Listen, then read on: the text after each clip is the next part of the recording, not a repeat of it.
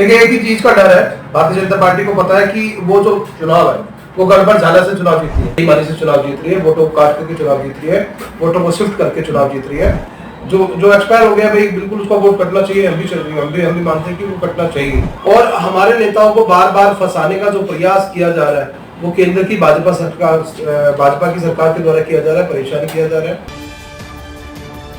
आप देख रहे हैं दृष्टि दर्पण न्यूज।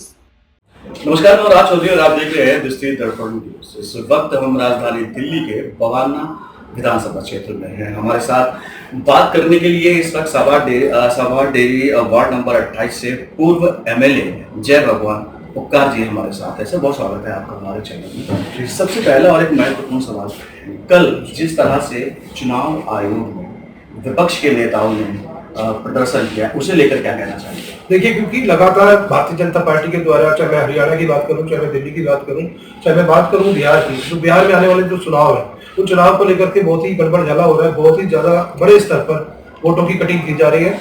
और जो भारतीय जनता पार्टी है वो बिहार के अंदर वोटों को काट रही है। 74 लाख वोटों को उन्होंने काट दिया गया और जिसका स्टिंग किया गया है। सभी पार्टियों ने अपनी अपनी रायशुमारी की है। आम आदमी पार्टी के द्वारा हमारे माननीय सांसद संजय सिंह जी ने राज्यसभा के अंदर वक्तव्य दिया कि भारतीय जनता पार्टी वोटों को काट रही है और वोटों को काट करके चुनाव जीतती है। और क्या वजह रही? एक चीज जानना चाह रहा था कि बीजेपी को आखिर किस बात का डर है कि कल जिस तरह से वहां से 1.5 किलोमीटर की दूरी पर ही विधानसभा है, जहां से 1.5 किलोमीटर रास्ते में उन्होंने तकरीबन 5 से 10 बैरिकेडिंग और सुरक्षा पुलिस प्रशासन पूरी तरह से मुस्तैद कर दिया। क्या डर है, क्या खौफ है बीजेपी के?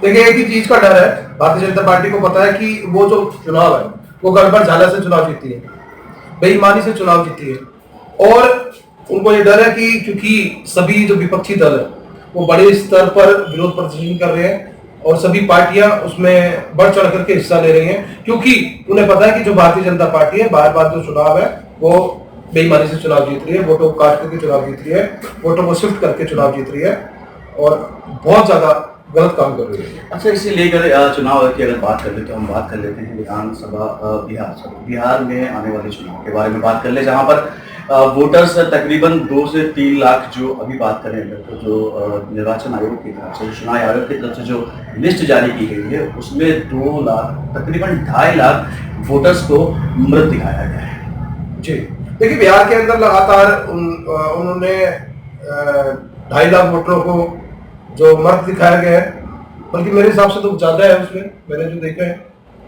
आपके कहने के मुताबिक 2.5 लाख है, तो उनको जाकर के वो चेक करना चाहिए, ना कि वो गलत है। जो एक्सपायर हो गया भाई, बिल्कुल उसका वोट कटना चाहिए। हम भी मानते हैं कि वो कटना चाहिए।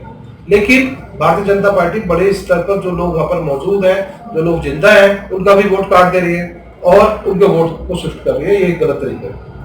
अभी अगर हम बात करें हाल ही की, तो स्वास्थ्य मंत्री को चिट्ठी दी गई है। लगातार पिछले 2 सालों से केंद्र सरकार के द्वारा ईडी और सीबीआई के छापे, लगातार दिग्गज नेता आम आदमी के पार्टी के लगातार उन पे छापे मारे जाते हैं। इसके बारे में क्या कहना? देखिए, एक ही चीज कहूंगा कि माननीय सत्येंद्र जैन जी हो, चाहे वो मनीष सिसोदिया जी हो, चाहे हमारे आम आदमी पार्टी के संयोजक अरविंद केजरीवाल जी हो, या फिर हमारे राज्यसभा के सांसद संजय सिंह जी हो, सभी जो हमारे नेता हैं वो मेहनती है और ईमानदार है। और हमारे नेताओं को बार बार फंसाने का जो प्रयास किया जा रहा है वो केंद्र की भाजपा की सरकार के द्वारा किया जा रहा है, परेशान किया जा रहा है। और अभी आपने देखा कि जल्दी ही एक केस के अंदर माननीय सत्येंद्र जैन जी, जो हमारे भारतीय जनता पार्टी के जो हमारी पार्टी के बड़े लीडर है, उनको क्लीन चिट दी है सुप्रीम कोर्ट ने। 5 माह का ही कार्यकाल बीजेपी के द्वारा हुआ है, लेकिन 5 माह के कार्यकाल में कहीं ना कहीं जनता त्रस्त हो गई झोपड़पट्टी को लेकर। आप सब देख रहे हैं, पिछले लगातार 5 माह से झोपड़पट्टी तोड़ने का काम कर रही है। तो लगातार बीजेपी इस बात पर, विपक्ष लगातार आरोप लगा रहा है, लेकिन बीजेपी सिर्फ इस बात से अपने आप का बचाव कर रही है कि जितने भी वोटर्स हैं ये आम आदमी पार्टी के द्वारा यहाँ पर रखे गए हैं, जिनके आधार कार्ड, राशन कार्ड तक के बनवाए गए हैं, ये आम आदमी पार्टी का वोट बैंक है। इस बात में देखिए, मैं एक ही चीज कहूंगा, क्योंकि हमारी जो सरकार है वो 2013 में बनी और 13 के से अब तक 11 साल लगातार आम आदमी पार्टी की सरकार दिल्ली में रही है। और उन लोगों के अगर आप पहचान पत्र देखेंगे, आधार कार्ड देखेंगे, राशन कार्ड देखेंगे, बिजली का जो बिल है वो देखेंगे या उनके डॉक्यूमेंट्स जो है, जो उनके कागजात है वो देखेंगे, तो पाएंगे कि वो कम से कम पिछले 25-30 सालों से रहते हैं, जब हमारी सरकार नहीं थी। हमारी सरकार हमारी 2000 सरकार 2013 में आई है। और क्योंकि उन लोगों को सरकारों के द्वारा प्लॉट दिए जाने चाहिए थे।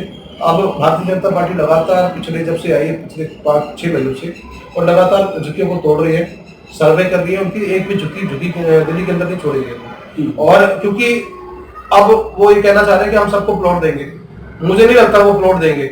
वो सिर्फ जहां जहां झुग्गियां तोड़ी है वहां पर किसी को भी प्लॉट नहीं दिया, सारी झुग्गियों को भगा दिया गया, तोड़ दिया गया, उनको किसी को भी प्लॉट नहीं दिए। अगर दिए हैं तो 100 में से 10 लोगों को दिए, बाकी अदरवाइज किसी को नहीं दिया। जहां तक मैं जान पा रहा हूँ, ये जितने भी बीजेपी के द्वारा भी ये दावा किया जा रहा है कि जो भी झुग्गियां तोड़ी जा रही हैं वो सारी की सारी अवैध है। देखिए, मैं क्या लगता है आपको कि आम आदमी पार्टी पिछले 10 साल से यहाँ पर रही है, उसने क्या कभी इस तरह का कोई वो नहीं चलाया कि जितने भी अवैध कब्जे हैं उनको हटाया जाए, क्योंकि कहीं ना कहीं वो सरकारी जमीन है? देखिए, मैं एक चीज कहूंगा कि केंद्र सरकार के पास सारी एजेंसियां हैं, सीबीआई है, ईडी है, और दिल्ली पुलिस है, डीडीए है उनके पास।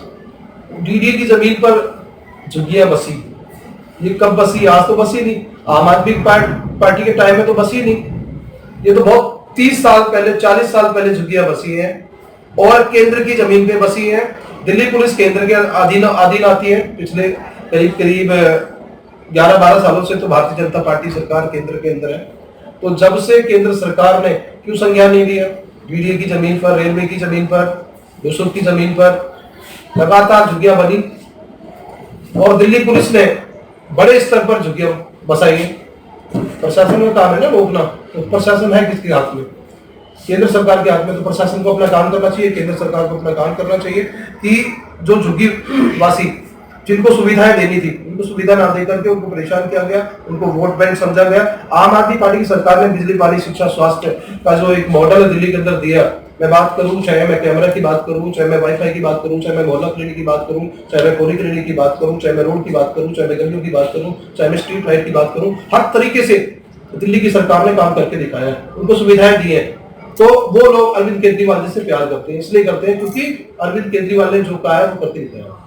बात अगर आम आदमी पार्टी की रखें, 10 सालों से आम आदमी पार्टी यहाँ पर थी, अभी जिस तरह की रोडें यहाँ पर हैं, सड़कें हैं, इतने गड्ढे हैं, उसमें इतना पानी भरा हुआ है, इस पर बीजेपी से अगर सवाल करने पर उनसे वो यही कहते हैं कि हमें तो आए हुए सिर्फ 5 माह, इससे पहले 10 साल आम आदमी पार्टी ने यहाँ पर क्या किया? विधानसभा में मुझे लगता है बोलते बोलते मुझे 1.5 घंटा हो जाएगा, और इतने काम आम आदमी पार्टी ने किए हैं। अरविंद केजरीवाल जी ने किया, अरविंद केजरीवाल जी ने काम करके दिखाया। और जो गड्ढे हैं वो एलजी की देन है, क्योंकि एलजी साहब ने लगातार आम आदमी पार्टी के काम को रोका है, उनके ठेकेदारों के काम को रोका है, पेमेंट नहीं होने दी, जिसकी वजह से ठेकेदारों का जो बकाया था, जिसकी वजह से उन्होंने काम नहीं किया, और ग्रैप 3 ग्रैप 4 लगा करके काम को रोका गया जानबूझ के चुनाव की वजह से। आखिरी और महत्वपूर्ण सवाल, एमसीडी के चुनाव 2027 में किस तरह की तैयारी है आम आदमी पार्टी की? देखिए, मैं एक चीज कहूंगा, क्योंकि जिस प्रकार से आपने देखा कि 2022 के अंदर लगातार आम आदमी पार्टी को डेमोलाइज करने की कोशिश की गई, परेशान करने की कोशिश की गई, और नया परिसीमन लाया गया। परिसीमन में भारतीय जनता पार्टी ने अपने एरिया में अपने एरिया को सेट करके चुनाव जीतने का भरसक प्रयास किया, लेकिन क्योंकि जनता जो है वो आम आदमी पार्टी पर विश्वास करती है, और आम आदमी पार्टी पर पूर्ण विश्वास के साथ में फिर दोबारा से 2027 के अंदर आम आदमी पार्टी को फिर से जिताएगी, क्योंकि भारतीय जनता पार्टी ने पूरा दमखम लगाया, लेकिन फिर भी 109 सीटें आई, फिर भी निगम के अंदर आम आदमी पार्टी सरकार बनी। लेकिन आपने देखा कि लगातार हमारे जीतने के बावजूद भी निगम के अंदर ना तो स्टैंडिंग कमेटी बनाई गई 2 साल, और ना ही जोन चेयरमैन का चुनाव किया गया, क्योंकि सिर्फ इसलिए कि दिल्ली की जनता का काम रोका जाए, दिल्ली की जनता को परेशान किया जाए। तो ये थे हमारे साथ जय भगवान उपकार जी, जिन्होंने बताया कि जिस तरह के कार्य आम आदमी पार्टी के द्वारा किए, बीजेपी ने कहीं भी किसी भी तरह के कोई कार्य अभी 5 माह के अपने कार्यकाल में नहीं किए हैं। अगर आगामी एमसीडी चुनाव की बात करें तो पूरी तैयारी है आम आदमी पार्टी की। उनका कहना है कि आम आदमी पार्टी 2027 में पुनः नगर निगम के चुनाव जीतेगी। कैमरा पर्सन राहुल के साथ मैं राज चौधरी।